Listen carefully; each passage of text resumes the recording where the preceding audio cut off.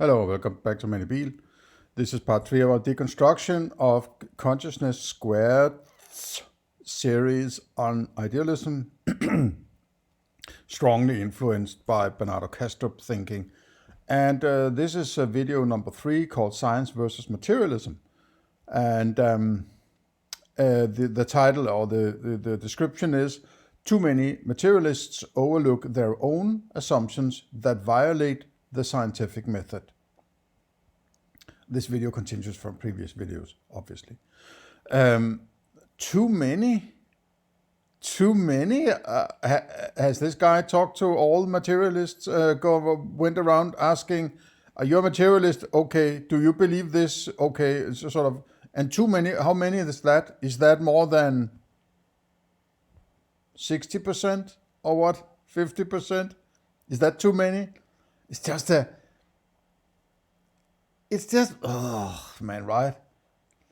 It's just grabbing arguments out of nowhere, right? Trying to sound like you are profound, right? Really don't like that term. While not really saying anything that you can sort of apply to any scientific standard of any kind. He's basically unscientific in his criticism of science, right? Materialism. Okay, enough of that. Then let's dive in. It's a 6-minute video, so let's see how long this takes. Science versus materialism. Doesn't sound like it should be very long, but let's see. Does science require materialism? To explore this, let's first define the scientific method, which is to ask questions based on observations, form a hypothesis that makes a prediction, test the prediction to find confirmation, and iterate the hypotheses or predictions. In short, science is the study of the behavior of matter. To better understand the scope of science, let's consider that word behavior with an analogy to video games. I am not so... In other words, in these 4 points, there's no mentioning of matter. Observations doesn't necessarily entail matter, right? Hypotheses and predictions doesn't necessarily entail. It might do, but it doesn't say in. So therefore, it's about matter. That doesn't follow from these statements, right? It's just it's sort of a straw man approach to things, right?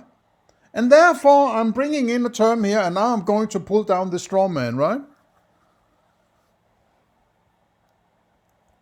The level of quality in this presentation isn't particularly high, right? In my honest opinion.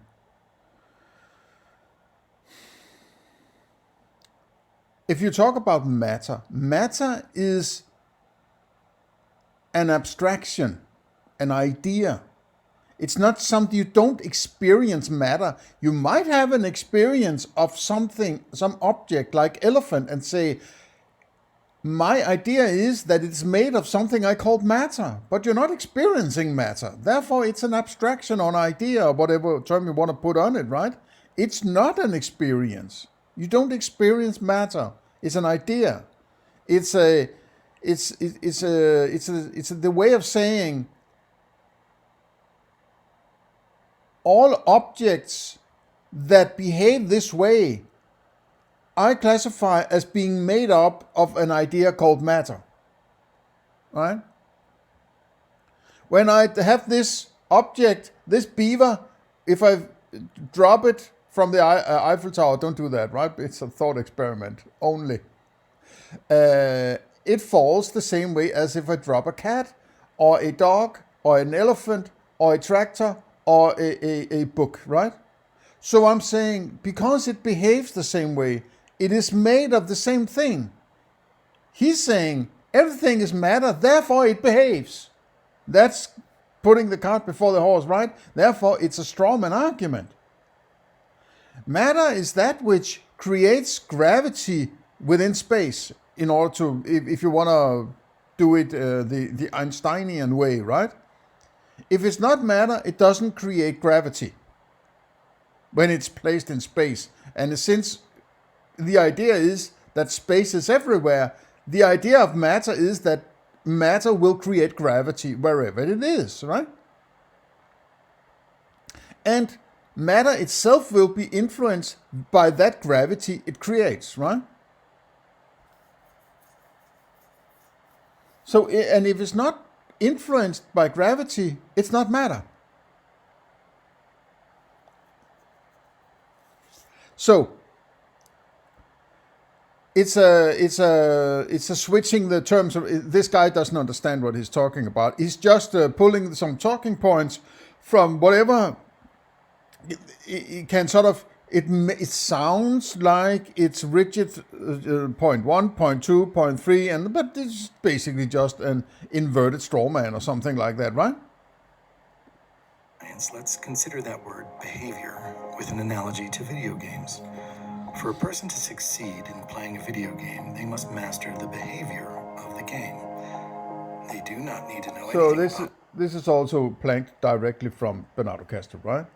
So you can control a video game without understanding what is going on within behind the screen or in the screen or in the chip or whatever is in that thing there, right? Sure, but it's described. If things didn't behave, right? If everything stood still, so to say, right?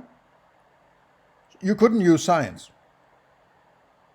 Science would make no meaning, make no sense, right?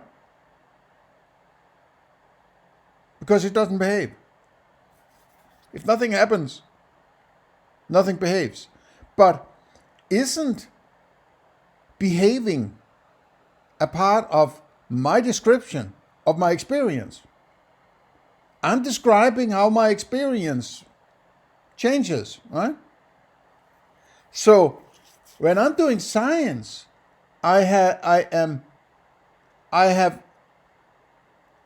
recognized a pattern in this change of my experience.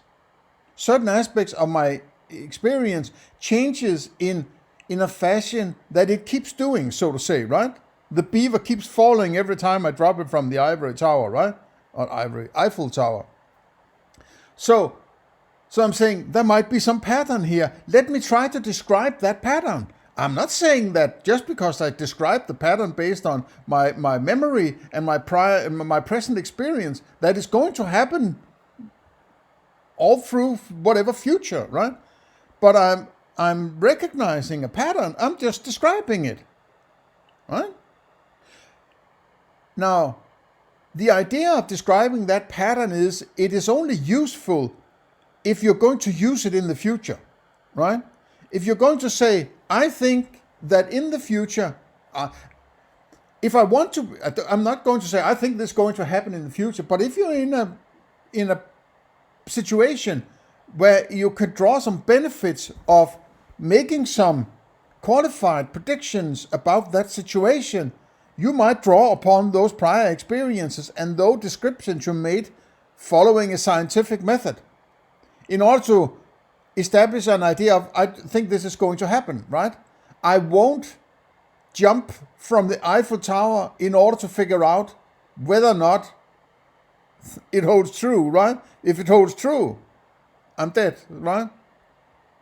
So I'm going to use it as a guidance for what to do and what not to do without even understanding whether or not it would have happened if it was allowed to happen, right? So science is walking this balance between what I'm experiencing and what I am expecting could be expect to experience, but I don't want to experience, right? I don't want to figure out if I put my hand on the stove that I'm going to be burned, right? On a hot stove. I am just saying I expect that to happen, therefore I'm not going to do it, right? And I don't want to find out if it's the case, right? But I won't know if it's no longer the case because I didn't check it, because I didn't want to, right? So be careful not to overinterpret what science does, and that is usually sort of the straw man that idealists they inflate what is going on in science, and say then they pull down that straw man in order to refute science as useless, or materialism is whatever the goal is, right? These idealists are usually pretty decently good sophists, right? They're all about the purpose. They're all about the purpose. They're not about getting to the best possible philosophy. They are connecting the dots so they get, and I was lying when I woke up this morning, right? I was lying thinking about how to describe this. And I alluded to it in a previous part, right? Maybe the last one or the one before that, the number one part, right? But what they're doing is this. The best thing they have going for them is correctly identifying that materialism, as it is in its basic form, is paradoxical. There is a problem built into the claim that you are experiencing directly and outside, right? That's problematic, and I fully agree with the criticism. Then they establish a dichotomy that says the only alternative to materialism is idealism. Right? And idealism has been framed in such a way by people like Bernardo Kastrup as leading to God, right? In the end, it leads to God or something sufficiently similar so that religious people will accept it, right? So, you have two lanes. You have the materialist lane of philosophy, and you have the idealist lane of philosophy. And there are no others according to the idealist, right? So what they do is, okay, let's look at the materialists lane. And then they say, there's a problem there. And they're correct. So they try to convince you that all of this philosophy is useless. You have to jump to the other lane. And the other lane will lead you to God, right? That's all idealists see. They see two competing, thought lanes, right? One leads to no God, but there's a huge problem, a paradox. And then there's in the other one that leads to God, right? It's sort of, wow, this is good thinking, right? Good thinking, smart thinking. Yeah, I can use this if I just throw enough of sophistry on bullshit arguments and red herrings and straw man at people when I describe these problems, then they are going to be led to God, right? All those who are already there are there because they want the conclusion to be God, right? That's all they're looking for. They don't care about the rest. They don't care about good philosophy. They care about whether or not the conclusion is God. So they can stay in their child abuse without having to confront those who inflicted the shit on them, right?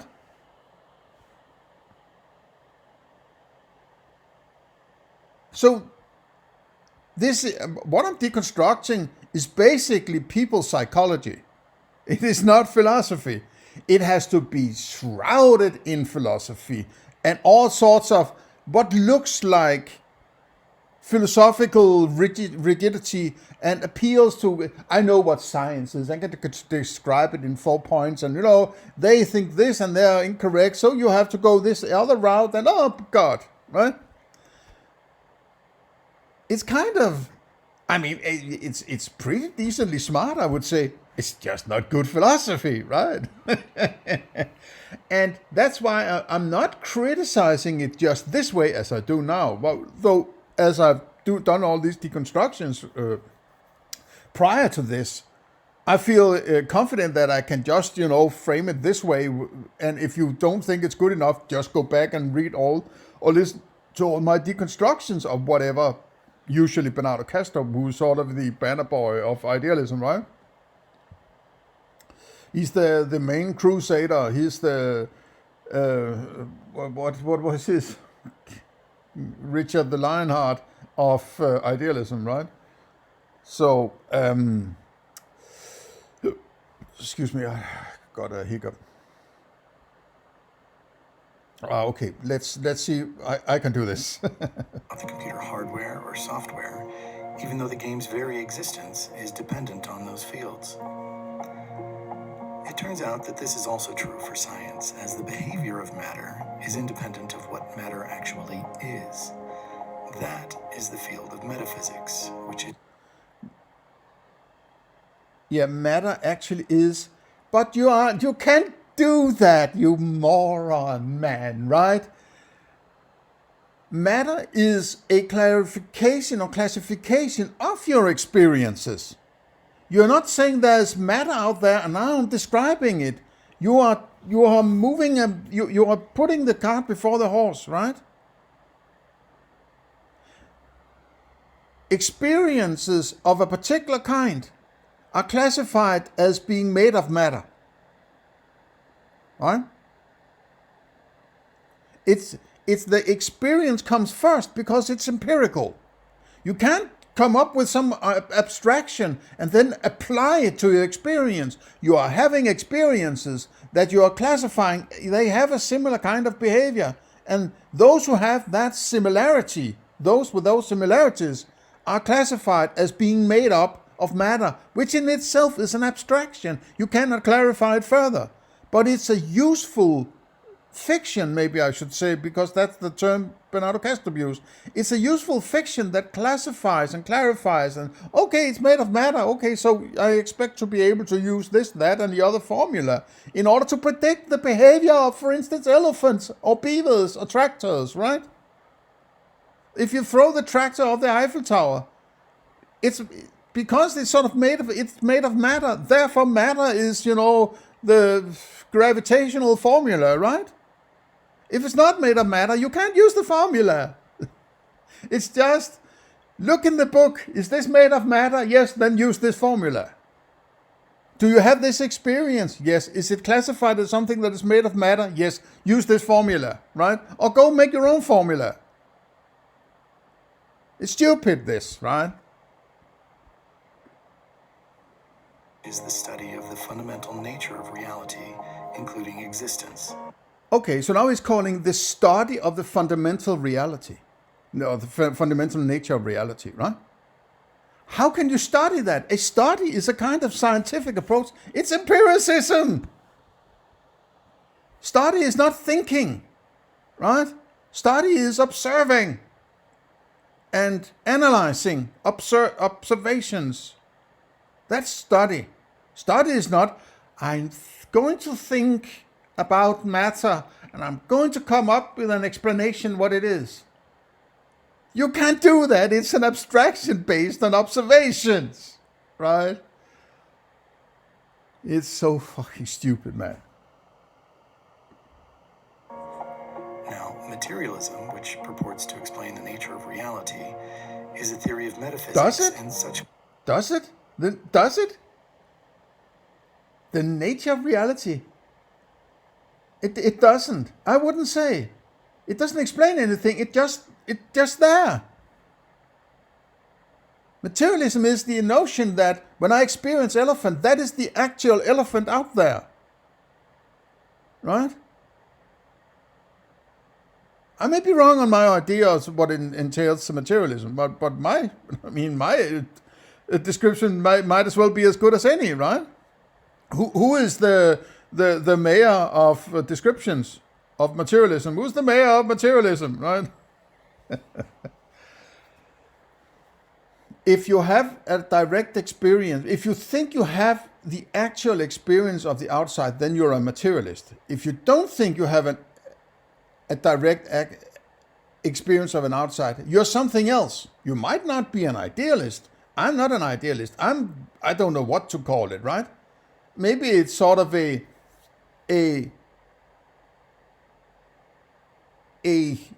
skeptic dualist, maybe something like that. I don't know. I can explain, but I've done that before. But I might explain if there's time left over on this part. I might explain that, right?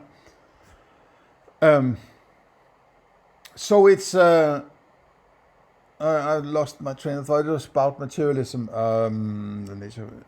it's not explaining anything. I would not say that materialism is explained because they think the explanation is the thing. It's the idealists who think they're going to explain something now, right? Because they have this magical mind that can sort of think its way by calling it study. They can think its way, oh, this is what it is, right? No, you can't think your way to an explanation of anything. You can't get to an explanation of what your qualia is, right? What is red? I don't know. And basically, I don't care. And that's why I call it my reduction base. I don't care what it is. I am saying I am taking my experience seriously. But that doesn't mean I can explain what it is. What is red? A qualia, right? That's just, it's not even explaining anything. I'm just attaching a label to it because there's other kinds of experiences like sound, right? Sound and color, sound and vision. Sound and vision. It's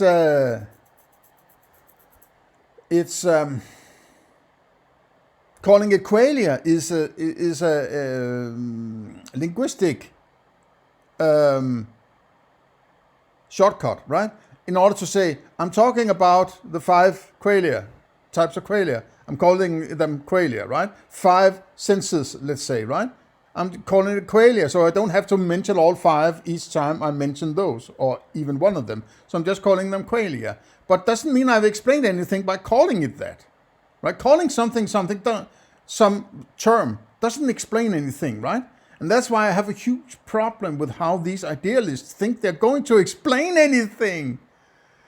And even worse, they're not taking direct experience, which is what they actually have access to directly, their qualia. They're not taking that seriously, but they're going to explain to me what is beyond their experiences, right? They're fucking crazy, man.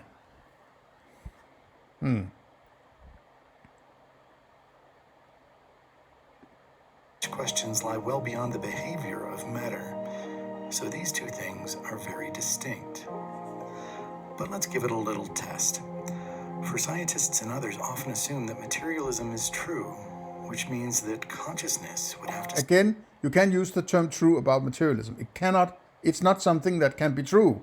You're violating the terms here, right? You're using terms from a different kind of category, different kind of philosophy, right? Somehow emerge from matter. But what is the experimental data in support of this hypothesis? We all have consciousness, but have you or anyone you know ever experienced consciousness emerging from matter? No? Are there any... Again, as I say, he is strawmanning what you're doing when you're doing science and conflating the idea of what you mean, what you're talking about when you're talking about matter. Science is based on observation, right? And if there's no observation involved in what you're doing, it's not science. I'm not saying you can't do whatever it is you're doing there, but it's not science. Science is based on, I'm going to have empiricism now, right? I'm going to say empiricism in order to get to some result, some clarification whether or not I'm doing this, that, and the other, right? Am I on the Eiffel Tower? Am I throwing a beaver? Or am I throwing a book, right? You need observation for that. You can't use a formula to figure out if you're on the Eiffel Tower, right? You have to observe. Okay, so when you have observed the Eiffel Tower, you're going to say, because it's the Eiffel Tower, it's made of matter, right? Because when I throw the Eiffel Tower, maybe that's a bad example, but if I do this to the Eiffel Tower, it behaves in a way that I have experienced before, and that I have classified as being made up of matter. Therefore, I'm saying it's matter. It's not because I'm observing matter, but I'm observing the object that I previously classified as being made up of matter. Right? So you're not describing the behavior of matter. You are describing the objects involved in science, which sometimes is made up of matter, right? And it seems likely that all you can observe using your senses is matter. All that which you can experience is matter. The rest are pure imaginations like space and time and so on. These are not made of matter because you can't observe them, right? And there might be various gray areas. I'm not that deep into science, right? But this is clearly somebody who do not even understand what it is they're criticizing, right? So, fuck it, man, right? Experiments that have demonstrated this in the history of science? No. So belief in materialism is just that, a belief, remarkably held in the absence of any evidence. Now let's examine some major scientific advances. In 1801, the double-slit experiment by Thomas Young demonstrated that light sometimes acts as a wave and other times as a particle. In 1927, this experiment was reproduced with electrons and later with atoms and then molecules. If you are unfamiliar with this experiment, I would invite you to follow the link above or else in the description below, for it appears to demonstrate that matter does not exist until there is an observer present to collapse the wave function. And the quantum eraser experiment, also linked, further demonstrates that particles revert back to waves when observer ambiguity is again introduced. Again, the existence of matter is tied to an observer. These results baffle materialists, which is why they tend to avoid talking about it, but founders of quantum mechanics changed their views in the face of their laboratory evidence. Max Planck said, "I regard consciousness as fundamental. I regard matter as derivative from consciousness. We cannot get behind consciousness. Everything that we talk about, everything that we regard as existing, postulates consciousness." Schrödinger said, "Consciousness cannot be accounted for in physical terms, for consciousness is absolutely fundamental. It cannot be accounted for in terms of anything else." Nikola Tesla said, "The day science begins to study non-physical phenomena, it will make more progress in 1 decade than in all the previous centuries of its existence." Scientific progress involves changing one's views in the face of evidence, for without confirmation, we have to iterate the hypothesis. To not do so is simply religious. Okay, hang on, mate, right? This is sort of, it's mixed, it's straw man mixed with correct understanding, right? And the average listener who wants to get to God, they of course are, oh yeah, this is valid criticism, right? Okay. What you are doing when you're coming up with a theory, then you are combining everything that can possibly be the case in that situation you want to predict. And that being what is matter and what is added to the understanding of that potential situation using whatever is necessary to create this understanding, right? Like if you have, and that was a little convoluted and obscure way of putting it maybe, right? But what's it called? Not obscure, never mind. If you have a formula for gravity, for instance, you cannot go and observe gravity. You can observe things that are there and moving and then describing it using other stuff and say, this is what I call gravity. But you're not observing gravity.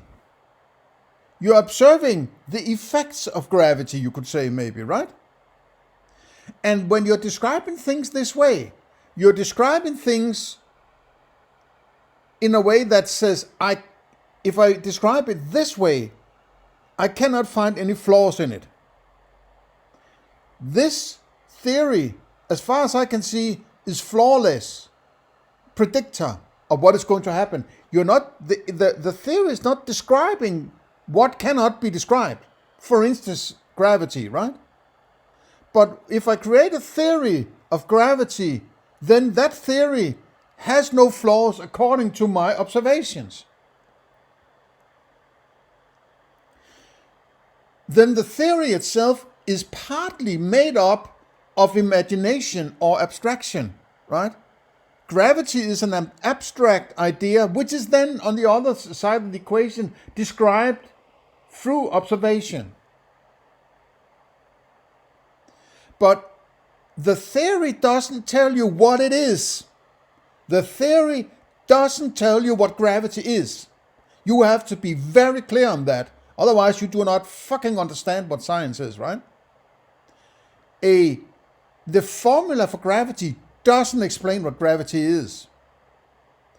It describes how you go about predicting what is going to happen with the abstraction of gravity described through observation, right? You have to be in the situation where you use your observation in order to say, okay, beaver, Eiffel Tower, me, so high up, whatever. Therefore, formula, gravity, and then beaver will be here, and then beaver will be there, right? But it's all coalesced together in the abstract idea of gravity. While the formula for gravity, or gravity is involved in the formula, does not tell you what gravity is, right? That's also what Bernardo Kastrup says. There's nothing being explained by science. Science is a tool where you say, okay, I'm using my observations to create a predictive formula. And I'm making an abstraction called gravity that on which these observations are sort of coming together in relative in relation to each other, right? What parameters are involved in gravity? Well, the Eiffel Tower, the beaver, whatever, in this, and then you just bring whatever thing you have, and you can just say, well, is it made of matter? Well, I'm experiencing a beaver. Okay, look, beaver made of matter. Yes, okay, then I can use the formula to predict the beaver. I don't have to look at gravity. I don't need an explanation of gravity. I am basing a useful formula for dealing in a scenario where gravity is predicted to be taking part in the scenario, using prior observation in order to say, I think this is going to happen. You might think that it's not going to happen, and you will only know in the future when that scenario or situation changed, and you can then compare it to the predictive formula. Right? But as I say, sometimes you don't want the result. Even if you don't get it, if you don't, if you want to know if you are going to fall from the Eiffel Tower, you could jump from the Eiffel Tower, and then you will know, or you might not know it for very long because you will probably soon be dead. So you're not going to check it. You're just going to be satisfied with, I'm going to trust science here, right? So it has nothing to do with belief. This is completely nonsense, right? Science is just saying, in the foundations, all predictions are based on observation, right? All predictions are based on empiricism. If you're going to predict what is going to happen, the best tool you can use is going to use prior observations. And when you formulate these prior observations into maybe a formula, for instance, right? Like the gravitational formula, whatever. Then when you observe your present situation, you're going to take that situation and say, okay, it fits with the formula, this, that, and the other way, the Eiffel Tower and the beaver and me and the wind and whatever, right? And then you're going to use the formula and say, okay, I think it will take 7.3 seconds for the beaver to land on the ground, according to the standards of science. You're not going to say, I am going to study my mind and figure out how, right? No, you're going to observe. And everybody, also idealists, do that all the time, right? They are observing. You're not closing your eyes when you're going through the grocery store, no matter how much idealist you are. You're opening your fucking eyes and looking at the bananas, and you're probably selecting the bananas that looks the way you want them to look. You're not taking the most brown of them. You're not taking the most green of them. You are taking those who are sufficiently yellow and green, because those are those you probably think tastes best, right? You're using observation and prior observation and experiences in order to predict the future, right? That's science. It's not about belief, man. Faith. Then in 2022, the Nobel Prize for Physics went to researchers who demonstrated that one entangled particle, when observed, impacts others instantaneously, regardless of distance or the speed of light. From Scientific American, one of the more unsettling discoveries in the past half a century is that the universe is not locally real. In this context, real means that objects have definite properties independent of observation. Okay, So objects don't okay, have fine. definite Then properties shut down that fucking Hadron Collider, right? Shut the shit down and save us from these expenses. They are spending gazillions of euros in this stupid, Illuminati, Hadron Collider, right? Poor little people's money. The elite is sitting down there, knocking themselves up, jerking off to their hobby there, right? Shut the shit down if it doesn't matter with these particles, right? So. independent, again, of observation. This is what Einstein had derisively called spooky action at a distance. But now we have further evidence that matter is observer-dependent, which is further evidence against materialism. Under quantum mechanics, nature is not locally real, meaning that matter is not what materialism would have us believe. Space-time is not fundamental. Okay, hang on, man. You're just being bombarded here, right? Somebody showed, so it's not low, so you kind of know it's all one thing. Mind, everywhere. You don't need to, you just need mind when you go to the grocery store, right? This is not a local banana. No, it's not a local banana, right? It's a universal banana, right? Marie, what we've established is that metaphysical theories on the nature of reality lie outside the scope of science, as the behavior of matter is altogether different than what it actually is. Also, in a previous video, we detailed a number of flaws with materialism. Let's now add to the list. There is no experimental evidence that consciousness emerges from matter. Can't you stop moving things about all the time? You're just a magician, rabbit, hat, right? It's a bad sign. Okay, knowledge refutes materialism. Knowledge refutes? No.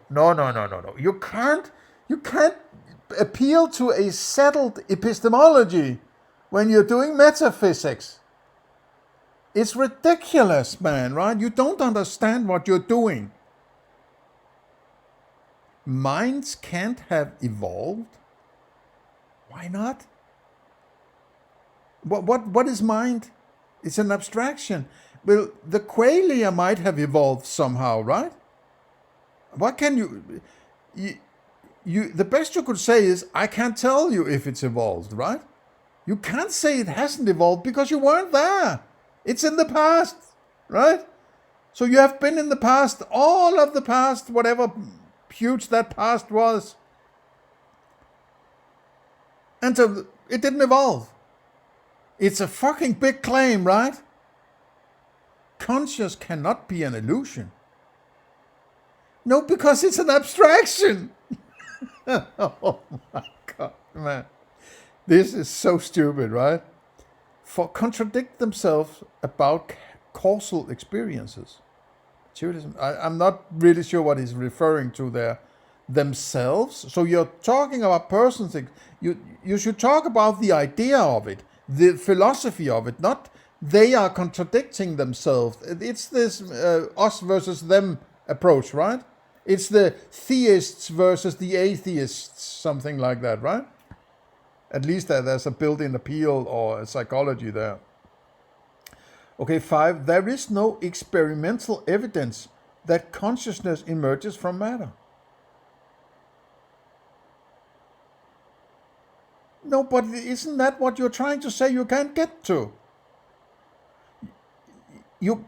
Yes, if I want to figure out where my car is, and I do it by hitting myself with apples, then somebody says, you can't find your car, hitting yourself with apples. And I say, yes, I can. And they say, no, you can't. And therefore, there are no cars. It's this kind of argument, right? It's not developed, this, right? This is one of these, oh, thank God. The other lane of metaphysics ends up in God. I'm going to throw sophistry and, strawmen at people in order to convince them to come over in our trenches and fight against the non-believers, right?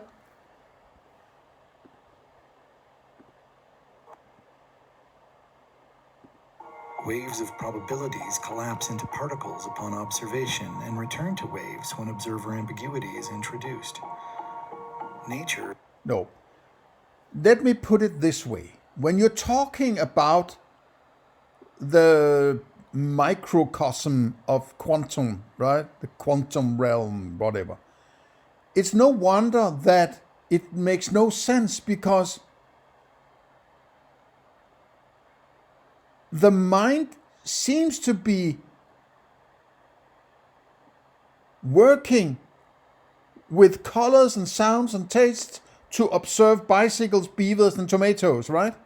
It's not formed to understand quantum realm, right? And that's why it makes no sense, because the mind doesn't know what the hell to do with it, right? So we're using our macro conceptualization to describe a microcosm that we have no clue how it works. No wonder it's fucked up, right? That's why, personally, I don't give a shit about all this quantum. Whatever's going on down there, I don't give a fuck. What I'm interested in is tomatoes and beavers, right? And Eiffel Tower. That's what I'm going to interact with in my everyday. I can't live my life in my sofa thinking about the big mind and ripples and quantum, right? That's not what a human life is about, in my opinion. Fine if you want to go there, but don't destroy people's sense of reality and the everyday use of their cognitions and everything like that, because in the end, that's where morality is. You're not going to find morality down in the quantum realm, right? It's about interacting with Eiffel Towers and beavers and tomatoes and other individuals, right? You're not going to extract some fucking, ethics down in the bosons or whatever, electrons or whatever, right? You're not going to. And I don't care how much it is a field or a particle. I don't give a fuck. And the other thing is, these are scientific descriptions. And as I said, scientific descriptions or theories are descriptions that says, this description, I cannot find any flaws in it, right? It's not a description. It's a theory. It's an imagined story that observation has yet to find flaws in, right? They found flaw in the idea of particles. It would be a better theory if it was fields. So all of a sudden these problems don't destroy the theory, so to say. But it doesn't explain. Fields are just imagined abstractions that are useful as stand-ins for what the fuck ever is going on that I can never get to. But my observation hasn't contradicted or refuted that theory yet. But it doesn't mean that the world is made of fields. And that is one of these leaps that Bernardo Kastrup takes, which is invalid. Theories can never be descriptions of any kind of reality, because those descriptions arrived from abstractions based on observations of reality, right?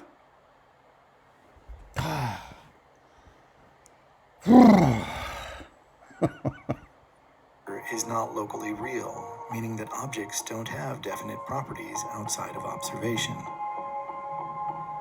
With such evidence against I want to see that last one again. Nature is not locally real, meaning that objects don't have definite properties outside of observation. No. If you don't observe, you don't know what the fuck is going on. You can't talk about what things are when you're not observing. Now you're going into mysticism, right?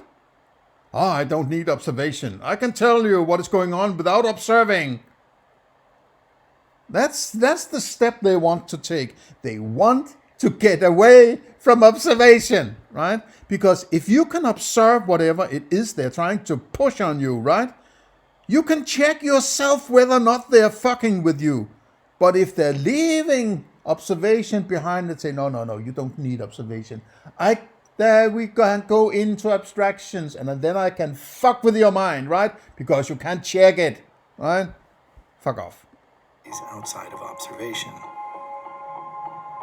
With such evidence against materialism, other metaphysical hypotheses ought to be considered, such as philosophical idealism, which is the idea that consciousness, and therefore observation, are fundamental. This theory... Oh, the one eye, right? The one eye. And therefore observation. The all observing eye, right?